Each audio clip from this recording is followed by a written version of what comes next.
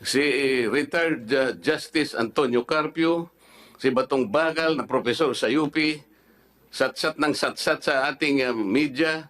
Mr. Chair, may I interject?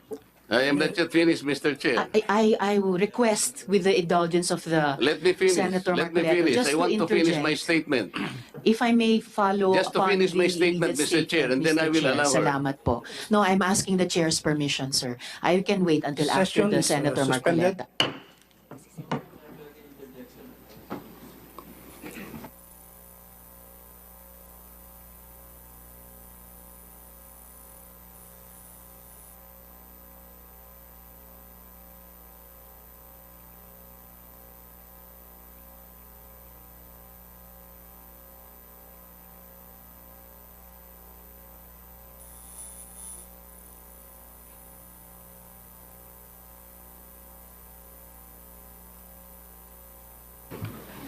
May I continue, Mr. Chair? Session resume. Thank you, Honorable.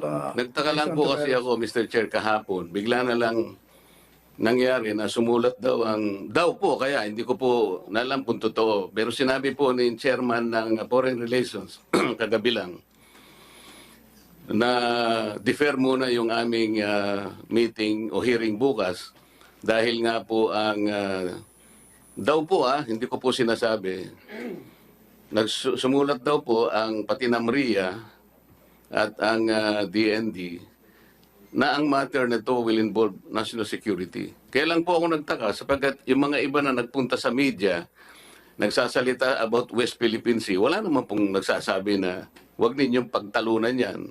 Eh yun po ay media pa po yun kumakalat sa buong Pilipinas. Kaya minabuti ko na pong dito namin pag-usapan, dito na lang sa Senado, pagkatapos sasabihin nila, kung totoo pong sinabi nila, nakakapagtaka naman, bakit hindi natin dito pag-usapan?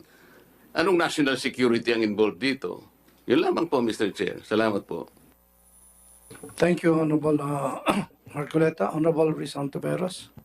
Salamat, Mr. Chair. Ang akin lang po sanang interjection kanina na nag-submit ako dun sa tamang hiling naman ng colleague na magtapos sila and based on the ruling of the chair, ay wag po sana nating sasabihin na ang mga sinasabi ni na Commodore Tariela, retired Senior Associate Chief Justice Carpio at isa pang binanggit kanina ay mga satsat.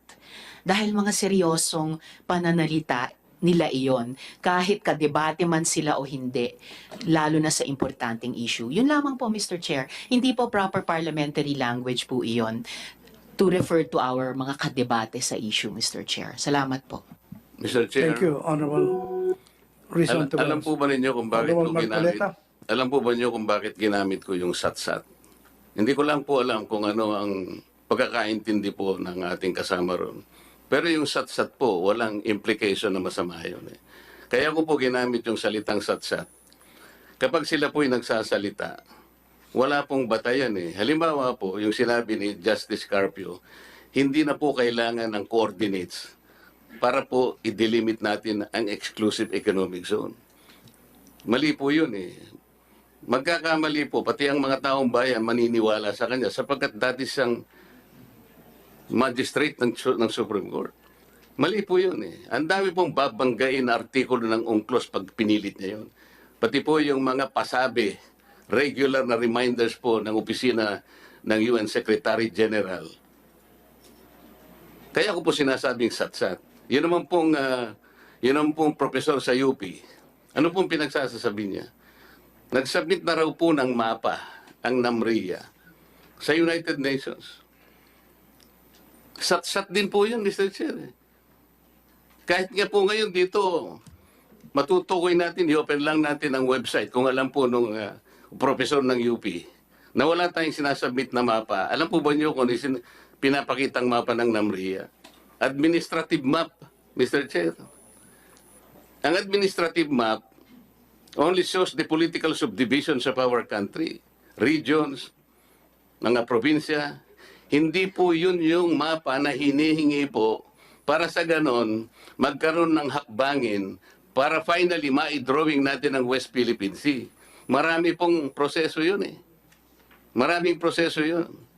Hindi pala niya naiintindihan, satsat na sila ng satsat doon. Oh, yung Commodore Tariela naman yan.